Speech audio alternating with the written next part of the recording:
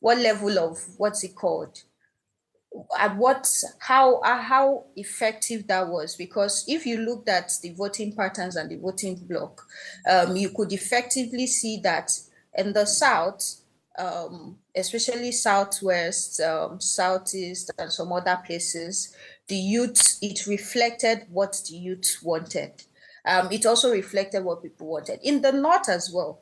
The vote also reflected what the people wanted. So actually, it's just that maybe some people voted more for some particular block of people, for some people than some. But overall, when you look at the voting pattern, the charts and everything, But one of the Ayomide, it was in the believers. same Lagos that we were. I don't know if you were in Lagos at the time. Like I said again, I was very active in monitoring the elections, and I could tell you what we saw on the streets and what actually happened, that people were not allowed to cast their vote. A lot of people who turned out to cast their vote were chased out, and the people who chased out these persons were not old people, they were young people, they were youths who were out with machetes, with bottles, all sorts of things, chasing those who have come out to cast their votes in the same Lagos state. I mean, I'm just speaking for Lagos state. I do not want to talk. I do not want to talk about. Okay, I do not want to talk about outliers because. Go ahead. Okay, I do not want to talk about outliers because you're going to find that everywhere, either in Lagos, either in Rivers, or in some smaller blocks of places. But I would say that overall, reflectively, for instance, this is the same Lagos where some people were disenfranchised. It's also the same Lagos where Bola Tinubu, who was a former governor, who is the godfather of the state, also lost as well. Alimosho, he lost Alimosho, he lost some other local government. You can decide to look at the small dots or the small parts of it, or decide to look at the overall big picture. That what this tells us. If an online movement or a set of people can amass 6 million votes and the winner of the election got just 8 million votes, it speaks to something.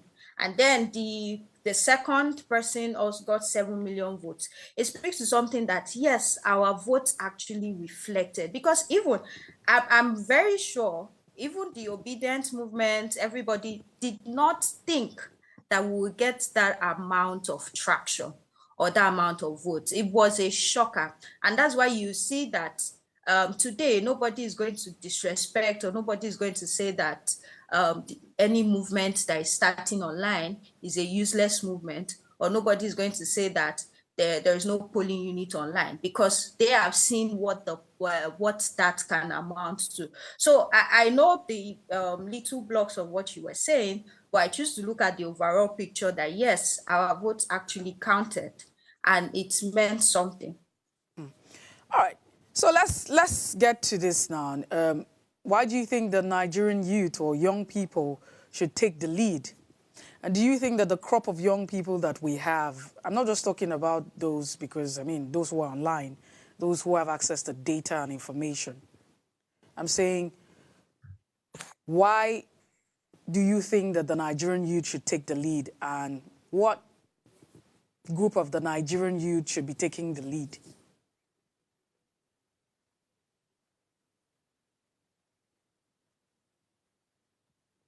Ayomide, can you hear me? Oh, I think Okay, I can hear you now. Lost you for a while. Oh, okay. So do you want me to repeat the question? Yes, please. So I'm asking, why do you think that the Nigerian youth or Nigerian youth should actually take the lead for the road to 2027? And what category of the Nigerian youth are we addressing now?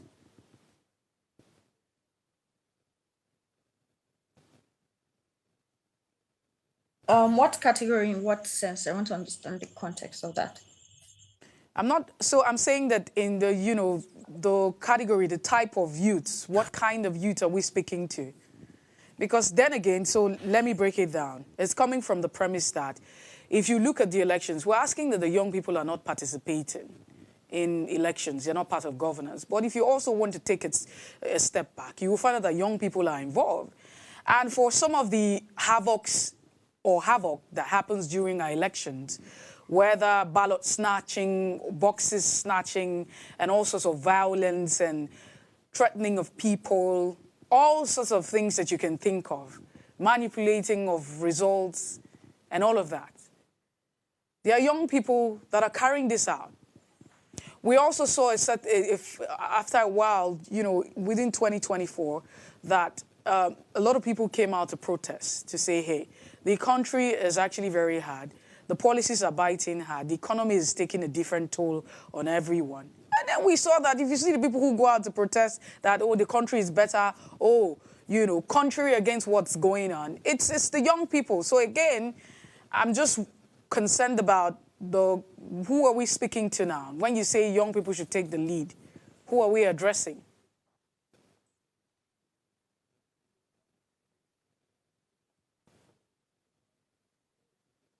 Ayomide, can you hear me?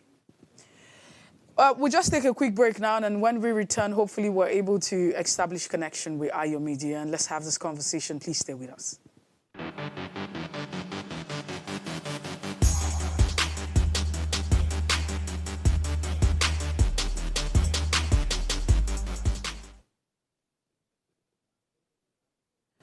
Do we still have Tell our us line? you're Nigerian without saying a word. Energy security is one of the most pressing issues for many developing countries like Nigeria. And if there's going to be any meaningful progress, addressing our energy issues is non-negotiable. I need to see light for my house. Make them do something. Band A is expensive. I literally have to turn off all my appliances just to reduce costs. We need light. Introducing the Energy Outlook, your go-to show for everything energy. Every week, we'll bring you the latest insights, innovation, and in-depth analysis of Nigeria's energy sector. From policy discussions to regulatory insights, we will analyze the key decisions influencing growth and sustainability in the energy sector. We'll bring you the human stories behind the headlines, giving you a personal perspective on the broader energy challenges. Join me every Friday at 6 p.m. for the Energy Outlook, your guide to the future of energy, where energy means business. Life is made up of moments, some that fill us with joy, others that test our strength. Welcome to Heartlights. This is our space to explore the highs and lows of human connection, the love, the heartbreak, and resilience that shapes our life. From relationships to friendships, parenting to partnerships, and so much more. Every week, we share stories and conversations that define us, navigating love, separations, the struggles of parenting, dealing with anxiety and managing the pressures and stress of life. Real conversations that bring us closer, helping us heal, grow, and connect. So join me Mondays through Fridays at 10 p.m. for Heartlines, the show where we'll connect hearts, have real conversations with real people, one story at a time.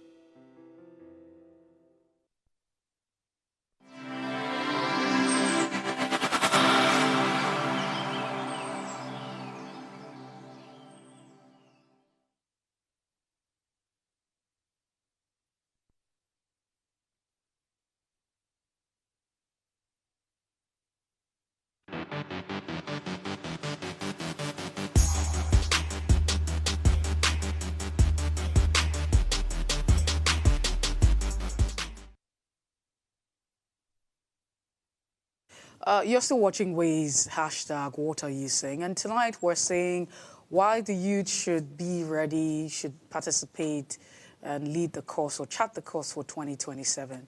Ayomide is actually here with us tonight, and she's trying to help us understand why the youth should be involved in the road to the 2027 election. Ayomide Ladipo, once again, thank you so much for joining us. Thank you for having me. Can you hear me now? Yes, the network has been quite unfavorable for us, but I hope that we can have a smooth connection. So before we had the disconnect, I was asking, why should or how can the Nigerian youth be involved? And if we're talking about the road to 2027, what category of youths are we speaking to, or young people? Okay, so why should the youths be involved in 2027? I would just like to come from the angle of its life status. I, as an example, in 2015, I was 18, 17, 18, and now, 10 years later, I'm 28. I've lived through all the terrible economic policies of the Buhari administration. Now I'm living through the Tinubu's administration policies. I'm still waiting to see if that will turn out fine or not. But then it's years of my life that I'm not going to get back. And so one thing I was also saying to somebody recently, where they were like, oh, Nigerian youth or Nigerians just need to have the chance to be able to vote out or vote in whoever comes into power and does not function.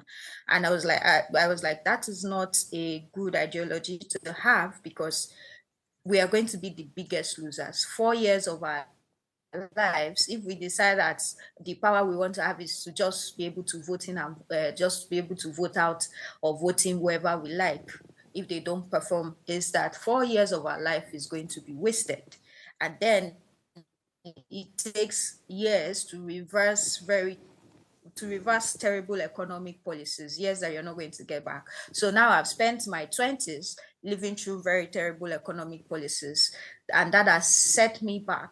Not just me, like, I'm just using myself as an example, and that has set us back by a decade that we might not catch up. Even if by tomorrow we have somebody in power who is going to care about our welfare, who is going to do the right things in both macro and microeconomic policies and all that, but it's still going to take us years to catch up. So I think that youth should think about it in terms of how is this person going to better our lives? Because we saw purchasing power erode, we saw unemployment skyrocket, and things that we would not have experienced, or that the majority of us would not have experienced, if the government in power did what they were supposed to do right. So I think that youth should mostly be concerned, because we cannot afford to give away our most productive years to a government that does not care about us, to a government that is failing, and to a government that is not functional. We cannot afford to gamble, because if we decide to gamble, oh, let's just vote this person, or we will vote this person out after 4 years. Oh, that's 4 years of your life that you're not going to get back. That's 4 years of you going through terrible economic policies that is going to set you back compared to your peers in other countries, or your peers in working economies. So one thing I would say is that youths, we need to be serious, because this is our life.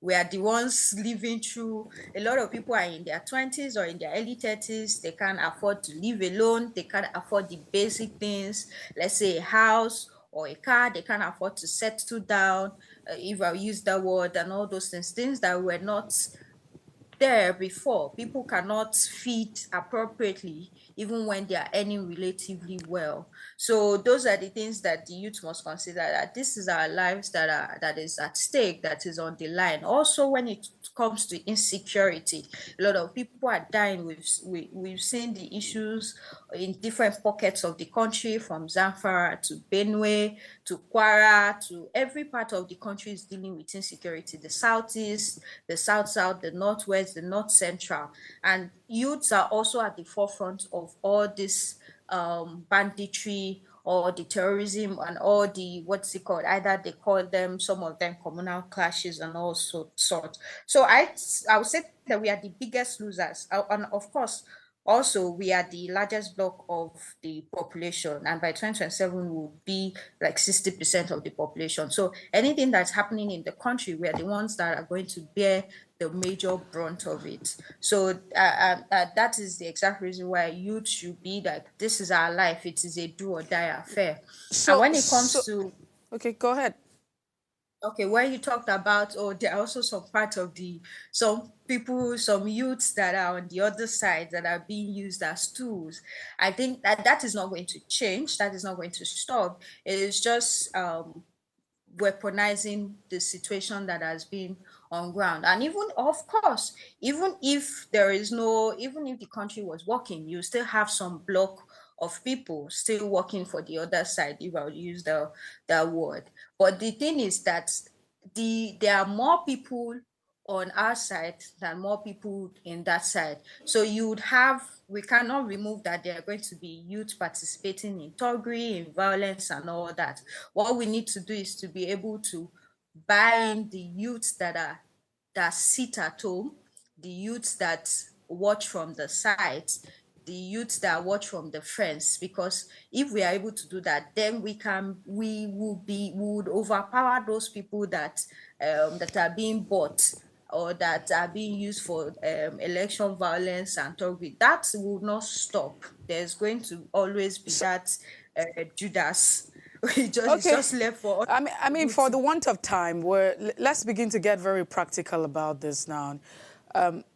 What should the youth be concerned about? How can they be concerned? How can they take the lead, to 2027? It looks as though after every election cycle, we just keep going, round and round, and we keep saying, let's just get ready, let's just get ready. So again, I'm asking, what should they be concerned about? Should they be concerned about the elections? What about the elections? Should they be concerned about the electoral, acts and the interpretation of it or the implementation? What exactly and how exactly should the youth take the lead? Thank you. So, one of there are so many ways that the youth can take the lead, but one of the things that I also say is that everybody needs to pick which is most easiest or most important for them. A lot of youth are doing different things around the election, around transparency, around holding the government accountable. It's just left for either, or it can be as simple as you lending your voice, you retweeting, you getting your PVC to vote, you demanding, us demanding that we do not want this particular sect of what's it called? Like I would say, this particular set of crop of leaders that they are going to put on the ballot. When the youths decided that they did not want either A or B in 2023, we saw how much what would I use? How much support we gave to the C candidates, which it had almost never happened where a third first candidate could speak so much like that. So if we see that either the coalition, whatever the coalition is giving us, or what the current administration is giving us it does not have our best interest at heart, or does not have what we want, we say that this is our own candidate and this is where we are going to channel our energy and our resources. I think we have already seen how much we can drive movement and how much power we can change with that. So if we're able to channel that, if we're able to channel our rage, our activism, our energy into deciding who goes on the ballot, into deciding who goes and who stays. And also, one mistake that we have been making is also focusing on the federal and not at the state and local government. A lot of youths, I don't know if we have to do more of reorientation, that we can actually multitask, like I said, and not just put our eyes on the federal. The local and the state also affects us as much. So there's local government elections coming up, example in Lagos. And then one issue that we have seen is that the LASEC has not published a list of all the contenders. And there's a youth group that has been writing to them, has been calling to them that it's just a week or so to the elections. Can we see a list of what is going on? So I think the energy that we are putting also at the federal, we need to put it at the state, we need to put it in our legislative choices as well to reflect, because those are where the needle is also moved. If you can move the needle in who you put in for your local government chairman can do a lot for you in your vicinity, than the president can do. The president oversees macroeconomic policies, but you can also benefit a lot from what the local government chairman can do for you. So there's also a need for reorientation and we need to participate in governance at the grassroots level. So one of the things that we should do as youths going into 2027 or going into other years, because local government elections are also happening everywhere this year, is that we need to be more active and pay attention to local government elections, pay attention to state elections, also pay attention to legislative elections, legislative both at the state and at the federal. There's no, what's it called? There's no a blanket solution that, oh, once you are able to do this, we are going to get everything. But one thing I believe, that if we can all harness our power, you are here, you are talking about everybody getting involved, you're talking to people, you're participating online, you're going to have your PVC, you're going to have your voice. I am here, I'm also doing my part. Nobody is actually sitting on the fence. The only thing that is going to save us is that everybody is not sitting on the fence tomorrow and also in 2027, that everybody is actively doing the part, playing the part that they can do. Either by the time, if you don't have a PVC to vote on the election day in 2027, you all go out, maybe you buy snacks or drinks for the people that are voting, you stay with the people that are voting, you form a local vigilante to combat against the thuggery and the violence. Just different part. The only blanket solution I can give is that we all do not watch from the sidelines, and we all do whatever little parts that we can play today, tomorrow, and in 2027. Well, would like you to join the conversation wherever it is you're listening in from tonight or watching from, I beg your pardon. Send your messages, SMS and WhatsApp to the number 081-8038-4663. The phone lines are open, it means that you can also call in on the show and be part of the conversation. The numbers to call are 070-250077 and 49 or 070-1424-24 and 20. Those lines, you can call them, and I will be right here to pick it. I'd like to hear your thoughts. What are your thoughts exactly? 2027 is here. Ayomide is saying that we can't be on this side or the other side. We can talk about both. We can hold leaders accountable and still talk about the issue of governance, because the truth is, for every other time, it's become a pattern for us as a country that after every election, election cycle, you have the conversations almost just immediately. And it looks as though it's like you just finished the race and then you've not even taken time to just relax and settle into the structure and everything. And then you're moving. Or I cite another example, which everyone can relate. So you move into a certain apartment, and then 2 months into it, you've not even lived your rent, live within the period that you've paid, and you're moving to another house in Ikoyi. It's like you're already planning to move. So you're already calling all of the agents and those who are into the rental business. Let's get there. And what happens? You have not had time to even furnish your house or settle down to clean it and put the furniture together. That's exactly what's happening with the issue of politics and governance of our country. And so, yes, as much as it feels as though, yeah, it might be okay to run with that concurrently. But again, the kind of youth Ayomide that we have, I really don't know. It looks as though we're talking about what ought to be and what should be, because what we have, what I see, it might not be everyone entirely, but the young people that I see in this country don't seem interested. Every day if you go on Twitter, you see the kind of conversations that are being pushed out. You see the things that interest us. You see what we get to talk about. We see the energy. For every time you hear that something happened outside of Nigeria, someone committed a crime, you see the narrative that are being pushed out. When you open the Twitter, you check the profile, you find it's a young person who is just either pushing a religious narrative or an ethnic narrative to the situation of a crime that has happened. They're just... So every other time, we find young people who are just waiting for their own turn to chop the national cake. That's exactly what is going.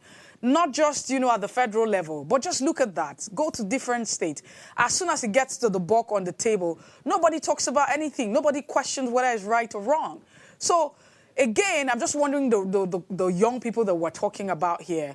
I mean, not to say that, everyone is on this particular boat, but I haven't seen the same young people that when it's time that a lot of people come out to say, hey, what's actually going on is unacceptable. We're asking for justice. We're asking for accountability. You also see the same young people who are coming out carrying machetes and causing the violence and speaking from the other side of the divide. So I'm a bit taken aback. I'm just concerned. I'm just worried. I'm asking the question, what young people are we asking to be involved to take the lead? The young people that are waiting to be handed 100,000 so they can move on to the next thing. Do you see the young people in this country? Let's hear your thoughts again. I mean, if you can hear us, but I'd like you to hear. If you're a young person and you can come in defense of yourself and every other person in your circle, I'd like to hear your thoughts because the crop of young people that we have in this country, I don't know if they are even interested, if they even understand exactly what's going on, or everybody's just waiting for who is going to hand them the next money, or nobody thinks about the future. A lot of things have actually gone wrong. Not that anybody's asking that there be violence, but if we lived in other climes and if we've seen the things that have happened in other climes, half of that will literally happen if we had young people. So I don't know if the young people are still there. The young people that we're talking to, where are they exactly?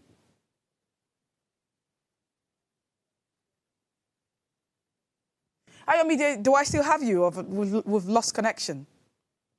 For the want of time... Yes, you still have me.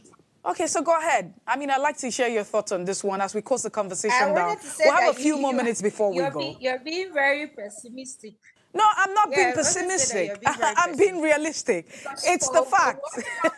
You're looking at the other side. Go ahead.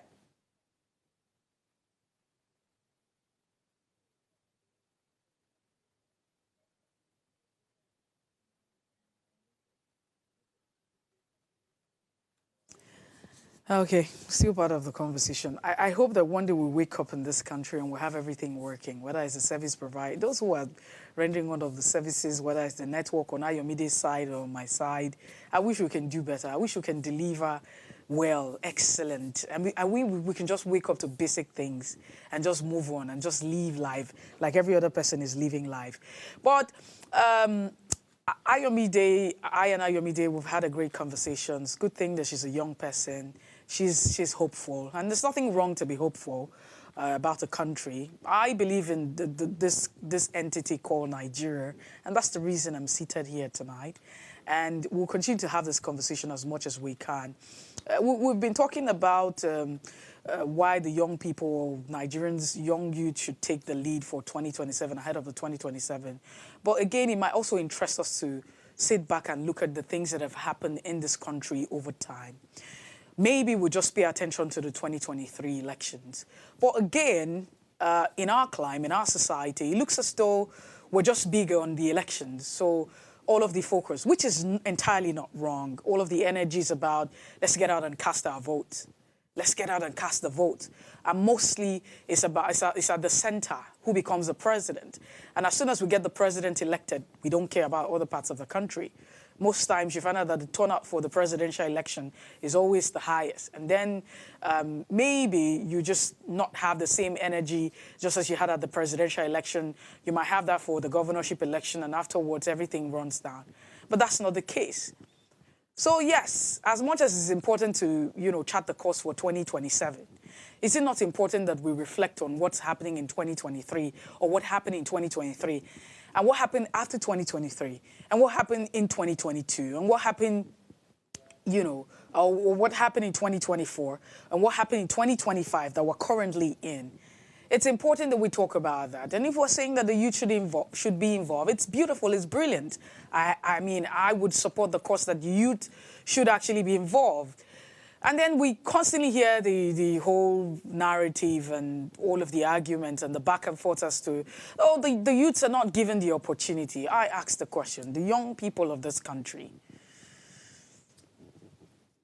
is the young people that we have in this country, is it the same set of people that we're asking to call the shots, chart the course, lead the course for 2027, or continue to ask for accountability. The young people, if you look at the statistics, you look at the report on drugs and usage, you want to talk about the issue of theft and cybercrime and, you know, fraudulent leaving and all sorts of crime and criminality, the same young people, or the same young people who don't even care about how funds are gotten. You just go on social media, you would see where the heart lies. You will see the kind of conversations that interest us. You will see the kind of things that, you know, is of interest to you, young people. So I'm sorry, Ayomide. I know that the young people should lead the cause. They should. You should lead the cause. You should not even lead the cause for 2027. You should be leading the cause for Nigeria. You should be on top of every issue of this country. From the local government chairpersons, how many young people even know how much is sent to their locality? How much is allocated to their local government areas and council? How much allocation they get? How many young people? How many young people know who those who are representing them at the state level, you know, at the state assemblies? How many young people understand what's going on at the state level? And those who even understand, do they even care? Or they're also just there to get their own share? Probably get an appointment, get appointed as a special advisor, and just get the title and just move on, get your own share. As long as you're getting the salary and your family is fine, you can get a car, get a house. It's okay. How many young people, if given the opportunity, would deliver the goods for the common people? So, I mean, I think that it's no longer news that we constantly ask that young people should lead the cause for this country when the young people themselves are not ready. They're not even interested in the affairs of the nation. Everybody's just waiting to say, oh, it's my turn. When I get there, I don't think that the young people are interested in the affairs of this country. Well, I beg to differ, Ayomide, tonight. But well, Ayomide, if you're still here, because, I'm being told that we need to go. I'm being told that we need to go, unfortunately. Again, we're just here. We're here in the country. Do you ever sometimes sit back and ask yourself that the basic things that we're supposed to have, giant of Africa, we don't have power supply. Does it not bother you as a young person? Every day on my streets in the estates, I see young people, they're just busy carrying jerry cans of petrol, go to the petrol station. We're comfortable buying petrol and just turning on the generator. Everybody's comfortable, even when you're living in the house that you're living in, when they are robbing you and exacting from you. Anyways, I need to go. I'm being told that we're out of time. Thank you so much for being part of the show. Your media as well, thank you so much. We hope that we can have a great time where we can have this conversation another time. I'd like to appreciate you, but if you missed any part of the conversation, this is why I say that you can be part of the show. The show does not end here. It continues online. It means that you can subscribe and follow us. So ensure to subscribe to our YouTube channel at Official Upgrade TV and interact with us further. Drop a comment, and most importantly, follow us on all of our social media platforms. Like, share, and comment, and invite your friends and family to watch the show even after we go off now, right? Okay? I'd like to see your follow. I'd like to see your comment and your likes as well. Now, if you miss our quote for today, this is what we're saying. Winning or losing of the election is less important than strengthening the country. And sometimes it doesn't matter how you get there, it's how you get there. And that's what drives all of these politicians. I'll see you tomorrow, all things being equal, at 8 p.m. Enjoy the rest of your evening. My name is Messi Ebopo. Have a good night rest. Nigeria, by extension Africa, battles a growing youthful population, and with little or no meaningful engagement, leaves a ticking time bomb on our hands.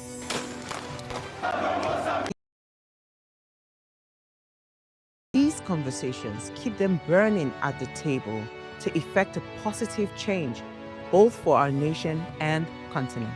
Ways, what are you saying? Has a secret ingredient that completes the conversation every single episode, and that ingredient is you. Our past conversations shaped our yesterday. To shape our tomorrow, we must keep talking. So, I want to hear you. Be a part of our live conversations Mondays through Fridays. And let's all have our say.